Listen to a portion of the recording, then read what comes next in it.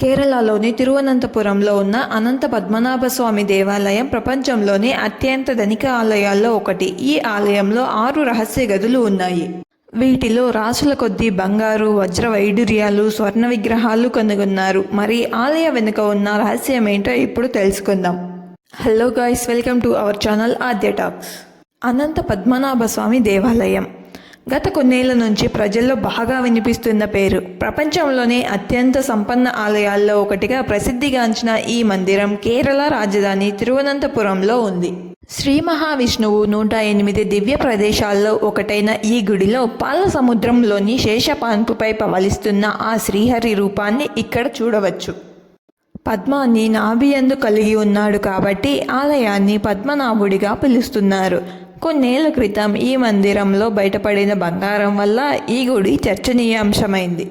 కొన్ని లక్షల కోట్ల విలువ ఉంటుందని అంచనా వేశారు. ఇటీవలే ఆలయ బాధ్యతను ట్రావెన్కోర్ రాజకుటుంబానికి తిరిగి అప్పగిస్తున్నట్లు సుప్రీంకోర్టు తీర్పిచ్చిన నేపథ్యంలో అనంత పద్మనాభ స్వామి ఆలయం వెనుకొన్న కథేంటో ఇప్పుడు తెలుసుకుందాం.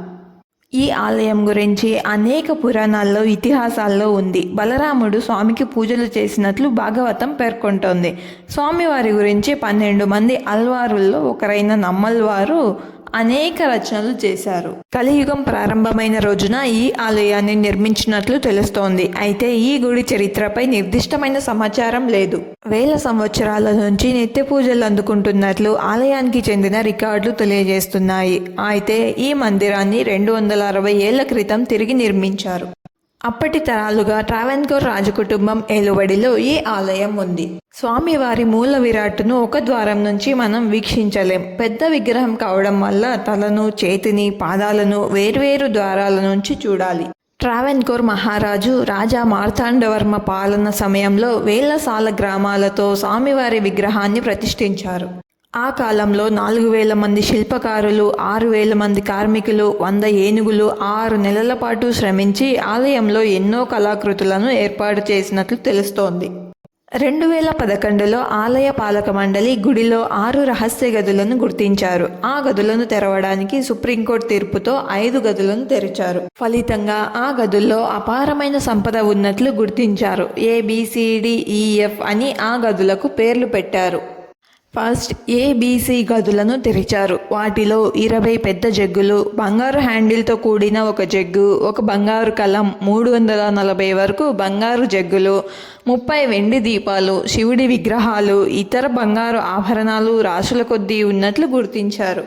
ఇవి కాకుండా తీస్తున్న కొద్దీ బంగారు కంకణాలు, ఉంగరాలు వస్తూనే ఉన్నాయి.